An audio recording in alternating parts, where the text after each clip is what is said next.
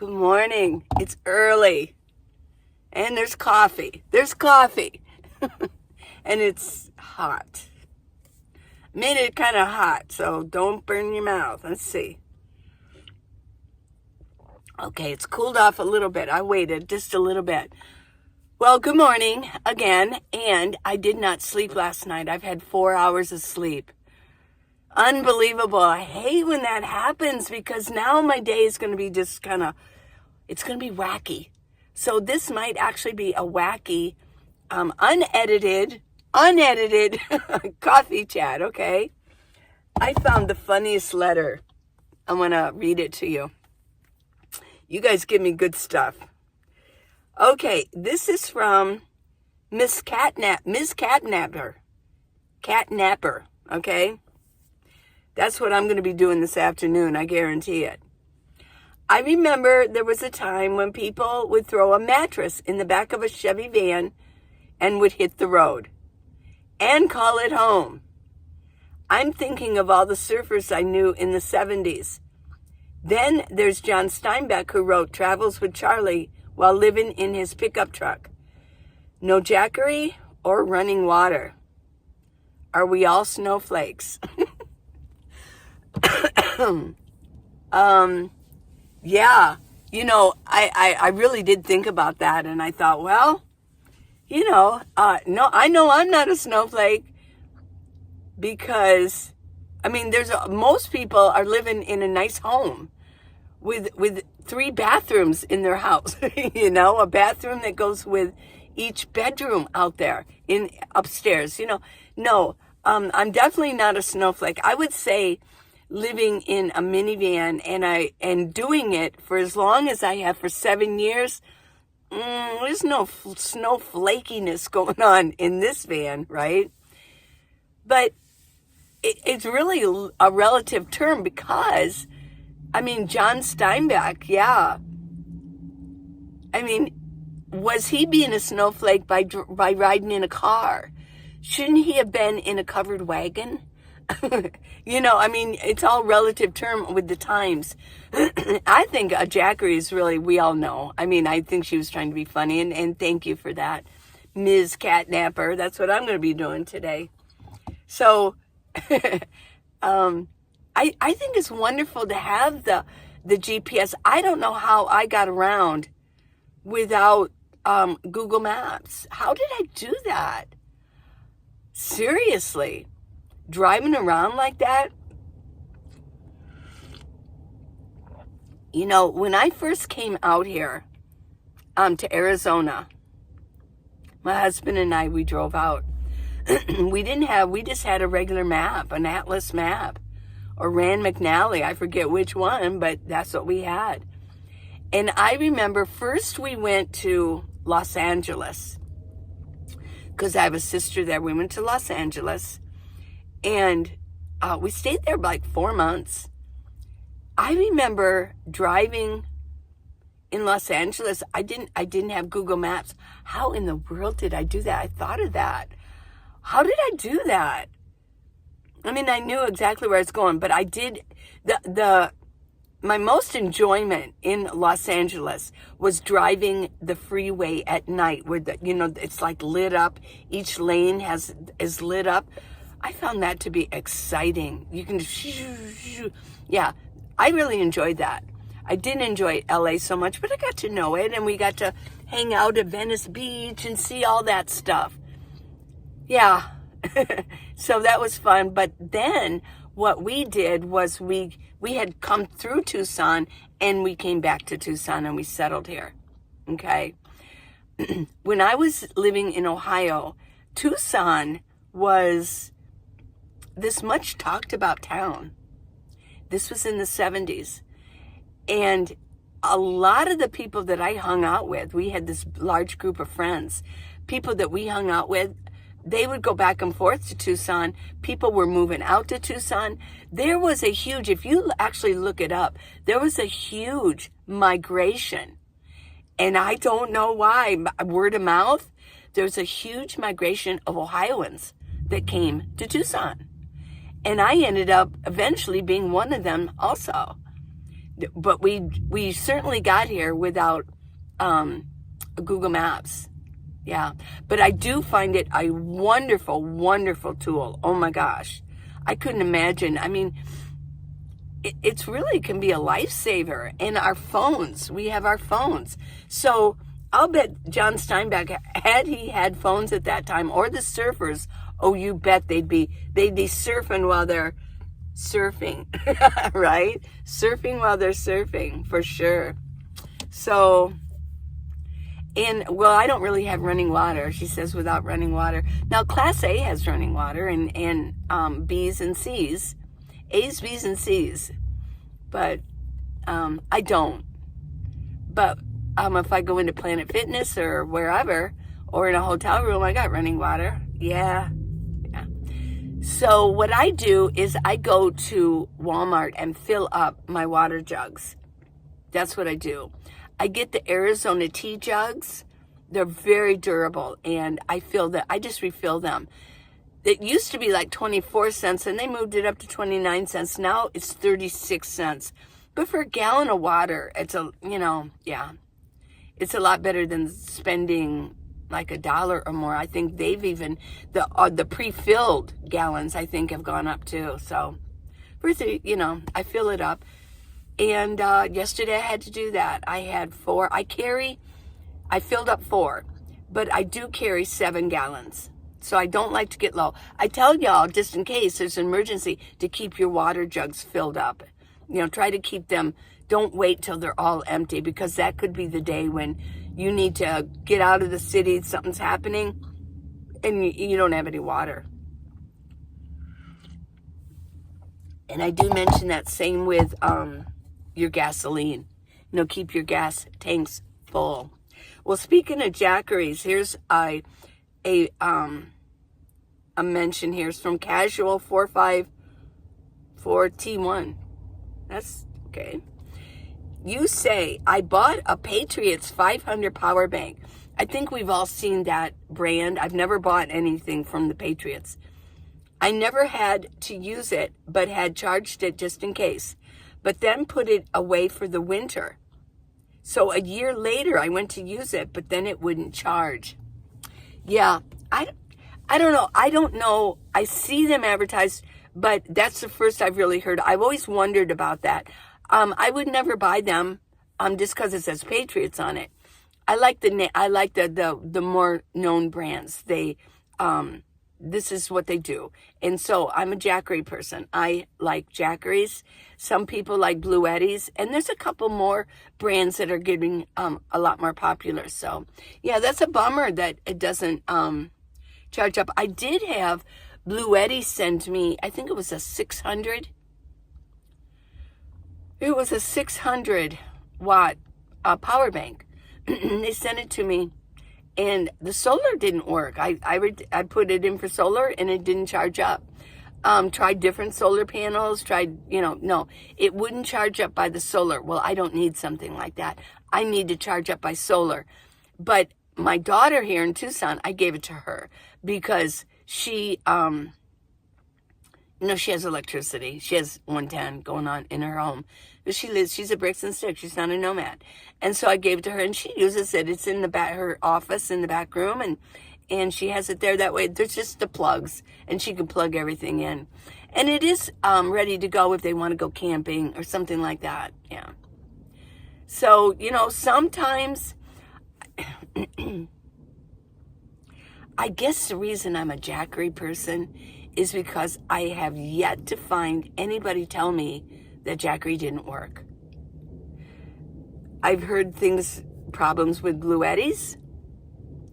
I've heard problems with customer service. Their solar panel. Yeah, no, Jackery has always worked for me. And that's I've never heard anything bad about them. And I am very, very, I should be sponsored by them, but I'm not. I'm not, but I do like Jackery. I really do. It's the only brand that I have at this point. Although my solar panel, I do have a solar, in case you don't know, I do have a solar panel on my roof. It's a real thin, flexible, and it is taped, It's taped with black, really strong Gorilla Tape, and it's taped down. And then I have an extension cord, and it's attached to the extension cord, and I have it come through my window here. It comes down through, and then over here where I can park my Jackery to plug it in. Yeah, pretty cool, huh? So you can't see it up there, and so it makes me more stealthy. Because if you're gonna park in neighborhoods, for night parking, you don't want people to go, oh, well, she's a traveler, because they could see this solar panel attached to, like, what are the railings of my minivan, for cargo, to put cargo stuff up there. Yeah. No, I like to be as stealthy as possible, and you don't really notice the cords coming in. I've got tape over them, so you'd have to really look close to say, oh, what's that? So I keep it as low key as possible. Cheers, this is really good. Let's see, what else do I got to talk about? Well, yeah, today is like, I'm gonna have to take a nap today. What's in there? A little piece of fuzz, yeah. I do have my fuzzy blanket down. Yeah, it's fuzzy for winter. Yeah. It's very warm. I thought I'd put it down because it helps in the warmth. Then the summer, this cannot be down. This would be horrible to have down. But I don't know if you've seen these sold. I think we got it at Dillard's. Yeah, they're pretty nice. And it's really a blanket, but yeah. I like it for an extra carpet. On my floor, if you knew, on my floor, I have a regular carpet. And I kind of like, it folds up because it's too, right here, it's, it's too short right here for it. It's a regular carpet that you'd put in your house. And then I have 4 nice blankets underneath for padding. And then I have a couple towels, and then I've got this. This is actually so comfortable. It really is. Very comfortable. Well, getting ready for quartzsite in 2-3 days. I don't know. It could be even today. I'm not really sure when. It won't be today. I'm tired, but it might be tomorrow, and we'll roll in. The women's RTR starts today. And a lot of you are already there. It's just so darn cold. And I mentioned that if I'm in Tucson and it's this cold, it's as cold as in Quartzsite, I mean, there's places I can go to be inside. I don't know of a lot of places in Quartzsite to go to get out of the cold, except maybe a restaurant, but you can't sit there all day, can you? But I can go to the gym here. I could go to a library. I could go to Walmart and just walk around. Yeah, there are places that I really can go here. I could go walk around at the mall and be warm. But not so in Quartzsite. So I hope it warms up pretty soon. As soon as I get there, I hope it is warm. Warmer. I know it's not going to be warm. I've mentioned to you guys a lot that Quartzsite, it gets cold in Arizona. Southern Arizona is very cold. Well, of course, in Flagstaff, my goodness, I think it was like 7 degrees the other day. With a lot of snow on the ground. This is 20E56. I have a Dodge Caravan and have trouble with my battery dying if I don't drive it a lot. When I camp in it, I have to disconnect the battery cables. I had a friend who would do that, but he was a mechanic type. He was like a mechanical engineer, and he knew all the ins and outs. I would not attempt this, but you might. So listen up. Yeah. And I just found out about a solar trickle charger. That's what he had. That you plug into your lighter. You put the panel in your window so you don't have to worry about it being stolen. Thought it might. Okay, so when I camp in it, I have to disconnect the battery cables. And I just found out about a solar trickle charger. You plug into your lighter. You put the panel, okay. So thought maybe some van dwellers might not know about these. So I guess so you don't have to disconnect your cable, because after a while, if you don't start your car a lot, it will kind of drain your battery.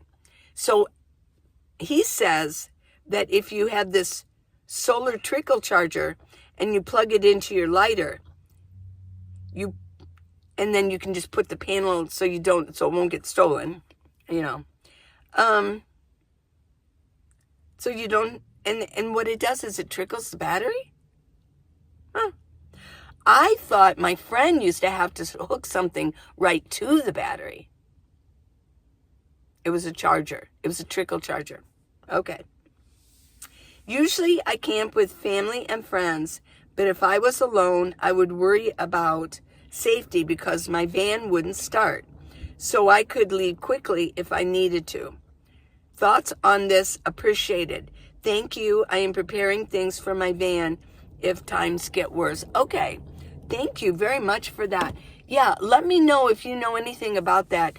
And if you're watching this, could you give us a little bit more information? Maybe send a link to it. But yeah, I'll look that up. And you guys let me know what you think too. I've never had that problem. Of course, I don't boondock a lot. But, 2 years ago, I was in Quartzsite for 3 months straight.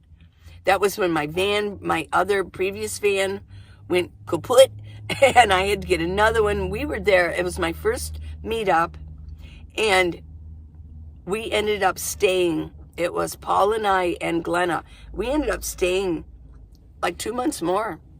We did. Because nobody else was around. We kept seeing people. Eventually, we were the only ones in the area. It was pretty cool. And it started getting warmer too. But we were there. And my battery was fine. What I do is periodically, I start my car and I let it run for 10, 15 minutes. That way you're letting the alternator charge up your battery. Yeah. Because when you're out boondocking, I might have my sliding door open, which means the light, to alert me that that a door is open. That's on. And it's trickling down my battery just little by little. But I've never had that problem. So, yeah. Good advice for all you out there. Personally, I drive enough in the city that, I go to where I park and then I drive to the gym and then I drive someplace else. And I'm driving just a little bit more now because it's so darn cold that I want to go into a restaurant or go see a friend or something like that. So, yeah. So, and then, I think, what else was there that I wanted to mention here? Hold on. I'm a little wacky right now. Yesterday, I do want to read this. Yesterday, one more letter. I talked about the natural asset companies that could possibly be taking over our public lands, our BLM. The BLM, a lot of you asked what that is. It's the Bureau of Land Management. It's an agency of the United States, and they manage all of our public lands, that undeveloped public lands. There's a lot of that, mostly on the west side of the United States, but most of it's in Nevada, and then you got Arizona, a lot of BLM land. So that's what we call it. We call BLM land. Sometimes the BLM, it can get confusing. But now they're going to be starting these natural asset companies that are going to be possibly taking over our BLM land. And it doesn't look good. Although some people say don't worry about it. I don't think it sounds good at all. I read it.